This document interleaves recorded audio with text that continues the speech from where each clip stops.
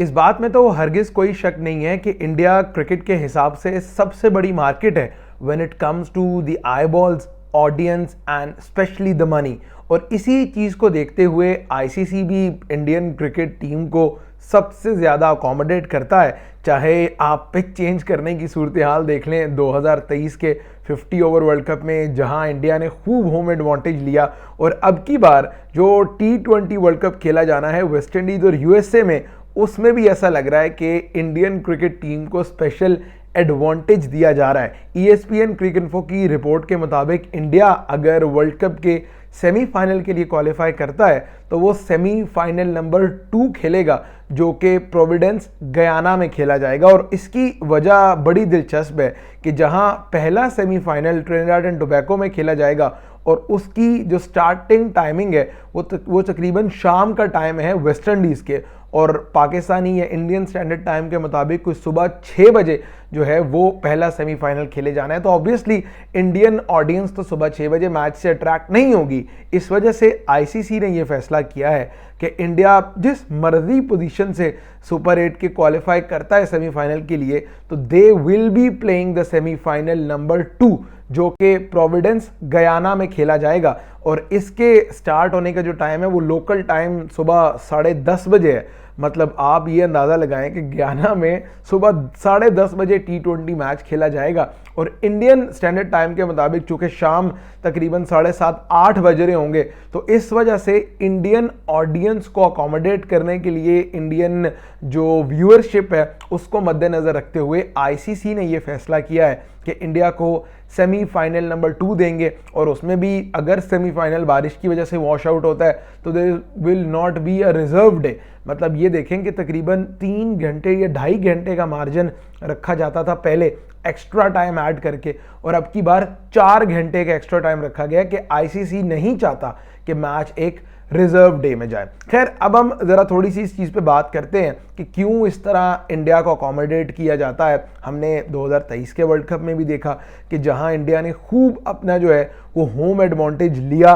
Pitch भी एक match में उन्होंने चेंज की, इंग्लैंड के अगेंस्ट मैच था, सुनने में आया कि ओवरनाइट विकेट कुछ और थी। फिर ग्राउंड क्यूरेटर पे थोड़ा सा प्रेशर डालकर पिच भी चेंज करवाने की कोशिश की गई, जो कि ऑब्वियसली किसी भी क्रिकेट मैच के लिए या किसी भी टूर्नामेंट की रेपुटेशन के लिए और एक अच्छे एसेंस के लिए किसी सूरत भी नेक शगुन जो है वो नहीं है। और अब की बार इंडिया को अकोमोडेट करने के लिए एक दफ़ा फिर आईसीसी जो है वो एक बड़े नेक्स्ट लेवल पे जा रहा है। देखें, ये चीज़ भी तो हो सकती है कि जहां आप इंडियन ऑडियंस का ख्याल रख रहे हैं वहीं आप पाकिस्तानी ऑडियंस का ख्याल भी रखें, क्योंकि पाकिस्तान से भी आपको अगर बराबर नहीं तो तकरीबन उसी वॉल्यूम के ही पैरामीटर्स मिलते हैं। पाकिस्तान भी उसी टाइम जोन से है जिस टाइम जोन से इंडिया का ताल्लुक है, तकरीबन कोई मेरा ख्याल है आधे घंटे का फ़र्क है बिटवीन पाकिस्तान एंड इंडिया। तो ये चीज़ें अब आईसीसी को देखनी है कि बड़ी वाज़े डिस्क्रिमिनेशन जो है वो नज़र आ रही है, क्योंकि जे शाह जो बीसीसीआई के सेक्रेटरी हैं, he said to be the most powerful and influential cricketing man in India and probably all over the world, वो अब आईसीसी चेयरमैनशिप के लिए भी कंटेस्ट करने जा रहे हैं मोस्ट प्रॉब्ली इन सितंबर अक्टूबर। और ये चांसेस भी हैं क्योंकि इंडिया की सपोर्ट बहुत ज़्यादा है आईसीसी में। जो आईसीसी की टेक्निकल एंड फाइनेंस कमेटी है, कमर्शियल एंड फाइनेंस कमेटी, उसमें भी जो है वो बहुत सारे इंडियंस हैं और उनको चेयर भी शायद कोई इंडियन ही कर रहा है। तो ज़्यादातर सपोर्ट आईसीसी में इंडिया को, ये बीसीसीआई को हासिल है।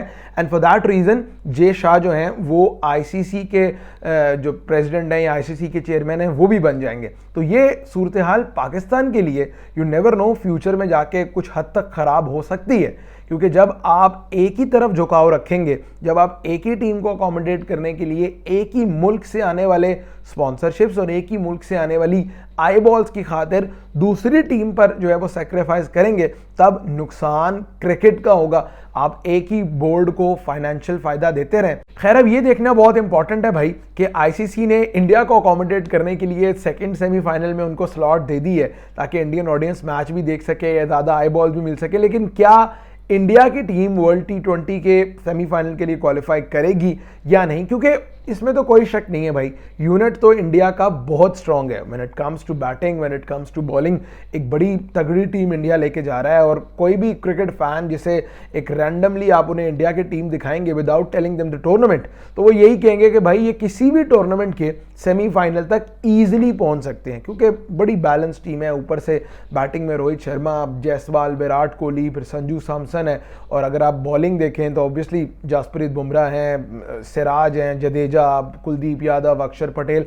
तो एक बड़ा बैलेंस्ड इंडिया का स्क्वाड लग रहा है। लेकिन जहां तक क्रिकेटिंग पर्सपेक्टिव की बात है, तो आपको मैं ये समझता हूं कि तमाम तर टीम्स को बराबर लेके चलना चाहिए, तमाम तर टीम्स को इक्वली जो है वो सपोर्ट करना है। जो आपके अंदर जो स्पोर्टिंग एलिमेंट है, जो क्रिकेट की राइवलरी का एलिमेंट है, जो मुकाबले का और बराबरी की फिजा है, वो कायम रख सकती है। ना कि ये कि आप जी इंडिया को ज़्यादा पैसों की वजह से या ज़्यादा इन्फ्लुएंस होने की वजह से हद से बढ़कर अकोमोडेट करने की कोशिश करें।